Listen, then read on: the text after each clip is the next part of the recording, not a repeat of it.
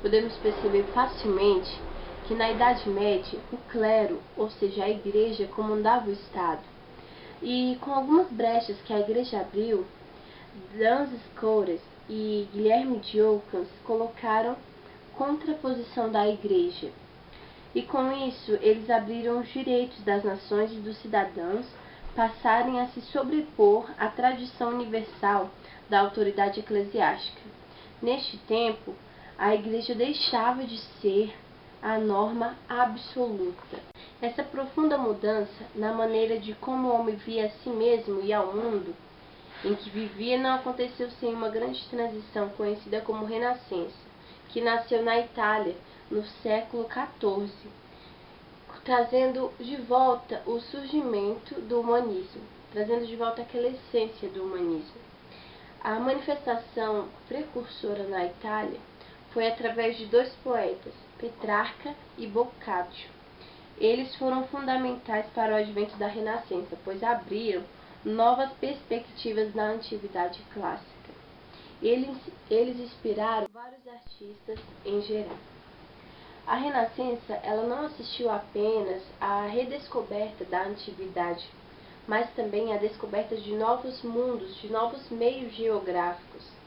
E é recomendável pensarmos como agia a mente do homem daquela época, pois com a descoberta das Américas no século XV, houve uma grande transição de mudanças, não apenas no meio geográfico, mas também, principalmente, no meio psicológico das pessoas. Um dos grandes pensadores da época do descobrimento foi Desidério Erasmo, pois ele viu no humanismo uma maneira de combater a ignorância monástica, o abuso da igreja. Uma de suas principais obras-primas foi uma sátira intitulada Elogio da Loucura. Na política, é significativa a contribuição de Nicolau Maquiavel, particularmente com O Príncipe, obra que muda o enfoque tradicional da teoria política.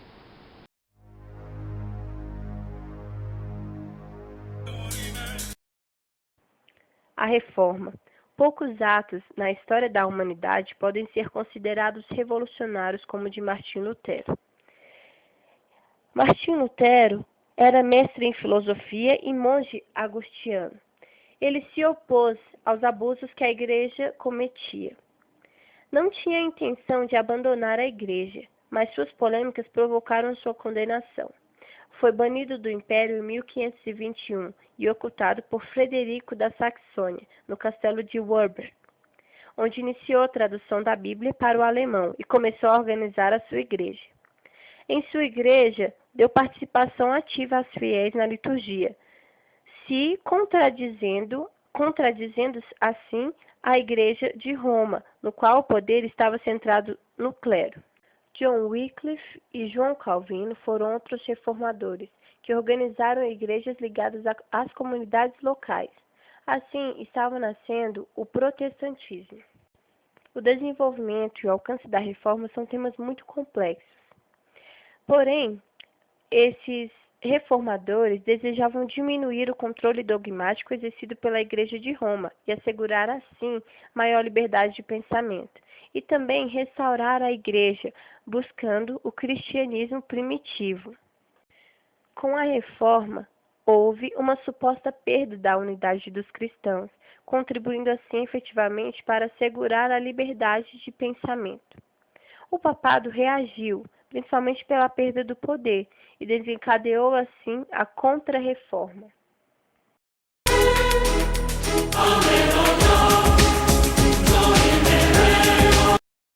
Há ainda duas outras invenções que contribuíram de maneira significativa para a transição iniciada pela Renascença: o papel e a imprensa. Seu berço é a China. O papel já havia sido desenvolvido na China cerca de 1000 anos antes de chegar à Europa, no século XII, com os muçulmanos. No caso da imprensa, a situação foi semelhante, pois na China se conheciam livros impressos já no século VIII, enquanto sua difusão na Europa só se tornou possível com a invenção de uma prensa de tipos móveis pelo alemão Johann Gutenberg por volta de 1450. Quando ao final do segundo milênio foram feitas relações de inventos mais significativos do período. O invento de Gutenberg apareceu como o mais importante em mais de uma mensagem. As ciências na Renascença. Na biologia, o que constitui um importante legado foi o perfeccionismo com que os pintores retratavam a natureza nas obras de arte, que contribuiu especialmente para a botânica. Dois nomes de destaque foi Durer e Botticelli. Durer ainda hoje é admirado pela perfeição dos desenhos de seus gramados, e o quadro Primavera de Botticelli são cientificamente precisos. As ciências médicas tiveram pouco progresso na Idade Média. O nome de maior destaque foi André Vessalio. Ele realizou grandes trabalhos de dissecação. A física não teve um desenvolvimento significativo na Renascença, mas vale destacar na mecânica o engenheiro flamengo Simon Stevens e no magnetismo, com maior contribuição, William Gilbert. De todas as ciências, possivelmente a que teve maior desenvolvimento na Renascença foi a matemática, com grandes e vários nomes significativos para seu desenvolvimento.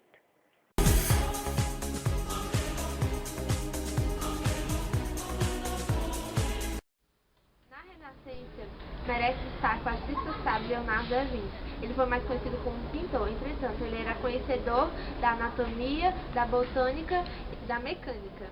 Leonardo era um homem de saber enciclopédico. Leonardo ele não queria mudar o mundo, mas sim admirá-lo.